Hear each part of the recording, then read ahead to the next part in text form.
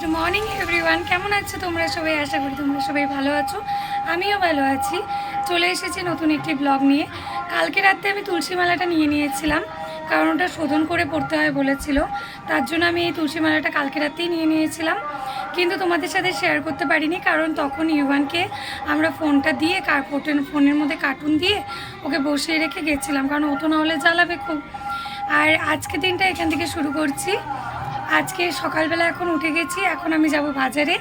তো তোমাদের সাথে কোনোদিনও বাড়ির থেকে আমি ভিডিওটা শুরু করি না, কারণ ইভানকে ধুয়ে লুকিয়ে যেতে লাগে, তাই ওগুলো আমি শেয়ার করতে পারি না। আজকে আমি এখান থেকে শুরু করছি, তোমাদেরকে সব কিছুই দেখাবো। ইভান কানবে জানি, কিন্তু এখন একটু পটিয়ে টটিয়ে তারপরে বেরোতে হবে, ওগুলো তো শেয়ার করা যাবে না, কারণ ওই সময় আমি ক্যামেরা ধরবো না, ওকে সামলাবো।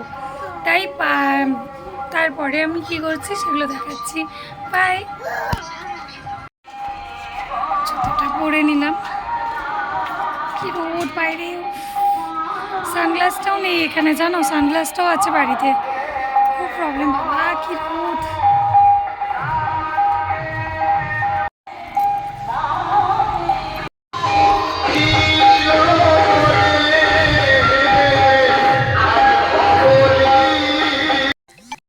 উফ, কি রোদ্দু বাইরে, দেখেছো? বাইরে রোদ্দু দেখলে তো মাথাই খারাপ হয়ে যাচ্ছে। যাই হোক, তাও বাজারে তো যেতে হবে, তো বেরিয়ে পড়লাম বাজারের উদ্দেশ্যে। এখানে এসে নিয়ে দেখি পার্লার বন্ধ। পার্লারে আমার কিছু কাজ ছিল, যাই হোক ফোন করে নিলাম কাজগুলো। কারণ আমি ভেবেছিলাম, আমি তো প্রত্যেক দিন নিজে নিজেই সাজি, তো একদিন আমি একটু পার্লারে সেজে দেখি। সব সময় নিজেকে নিজের মেকআপ করতে না ভালো লাগে না, মনে হয় কি কোনো সময় কেউ একটু আমাকে সাজিয়ে দেখ, বা কেউ একটু ফেসিয়াল করে দেখ। দেখতে দেখতে আমার ফুল নেওয়া কমপ্লিট। চুলের জন্য একটু গাজরা নিয়ে নিলাম, আর এখানে মিষ্টি নিয়ে নিলাম, এখানে কাটা আর ক্লিপও নিয়ে নিলাম আমি, কারণ এগুলো আমার কাছে ছিল না। এগুলো কেনার জন্যই আমি বাজারে মেনে এসেছিলাম। সূর্য পূজার মিষ্টিটা তো আগের দিন নেওয়া যেত না, তাই আজকে নিলাম। নিয়ে চলে যাচ্ছি এখন আমি বাড়িতে। বাড়ির এখানে এসে দেখি টোটোর ভিড়। যাই হোক, বাড়ি অবধি পৌঁছে গেলাম এই মার্কেটিংগুলো করে। এখন আমার ছেলে পুরো কাঁদছে, আমি কেন ছিলাম না বাড়িতে। ও এখন আলনার ভিতরে ঢুকে কাঁদছে, কাপড়ের ভিতর দিয়ে ওকে দেখা যাচ্ছে পুরা কাঁদছে পুরা। কেন আমি ওকে তুলে দিয়ে গেছিলাম, ওখান থেকে বেরো হবে না, ও ওখানে বসে বসেই কাঁদবে। ওর জনকার রাগ উঠে যায়, ও একা ঘরে গিয়ে কাঁদে, নাহলে পরে এরকম কীর্তি করে। আমি ভাবলাম তোমাদের সাথেও একটু শেয়ার করি, তার জন্য এটার ভিডিও বানালাম। দেখো কেমন লাগছে। আবার ক্যামেরা করছি বলে এখন খুব আসছিল। ওর এই ছোটো ছোটো মানে মুহূর্তগুলো আমার খুবই ভালো লাগে।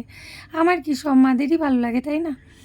আমি এখন ফুল তুলে নিচ্ছিলাম গাছের থেকে, কারণ আজকে সূর্য পুজোতে ফুলও লাগবে, তুলসী পাতাও লাগবে, ধূপও লাগবে, তাই এগুলো সব আমি তুলে নিচ্ছিলাম। দেখো কালকে কত জবা ফুল হয়েছিল, আর আজকে একটাও জবা ফুল নেই। এখানে সব এগুলো করি, আর যেগুলো আছে সেগুলো মরে গেছে, তো এগুলো দিয়েই এখন, এগুলো দিয়ে তো হবে না কিছু, তাই একটা জবা ফুল ছিল ওটাই ছিঁড়ে নিলাম। যাই হোক, প্রচণ্ড গরম লাগছিল, কারণ আমি স্নানও করতে পারছিলাম না আগে। এখন আমি স্নান টান করে সব রেডি করে নিয়েছি, এখন আমি যাব মেকআপ করতে। আজকে আমার সাথে একটা দারুণ ঘটনা হয়েছে। নর্মালি আমাদের এখানে কীর্তনে বিকেল 6টার দিকে সূর্য পূজাতে বসে, কিন্তু আজকে আমি একটু মেকআপ করতে এসেছিলাম না, ঠাকুর হয়তো এটা চায়নি, তার জন্য আজকে সূর্য পূজা 4:30টাতে শুরু হয়ে গেছিলো। আর তখন আমি মেকআপ স্টুডিওতে ছিলাম, আমি কিছুই জানি না যে ওখানে পূজা শুরু হয়ে গেছে। আমার রেডি হয়ে যেতে যেতে অলরেডি পূজা শেষের দিকে ছিল। এখনও আমার ফুল মেকআপ কমপ্লিট হয়নি, কেবল বেসটা হয়েছে। কেমন লাগছে? ভূতের মতো। আস্তে আস্তে দেখাচ্ছি বাকিটা। বাই।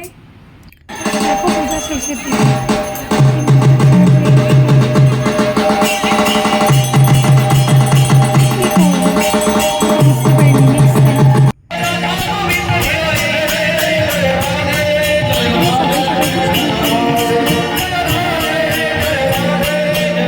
আমি লাস্টে অঞ্জলি অবশ্য দিয়েছি, অঞ্জলি দিয়েছি, কিন্তু আমি জাস্ট মানে যখন অনেক কথা বলে, মানে কি বলে ওটাকে, অনেক কাহিনী বলে না ওরা আগের ঠাকুরের, সেগুলোই আমি শুনতে পারিনি।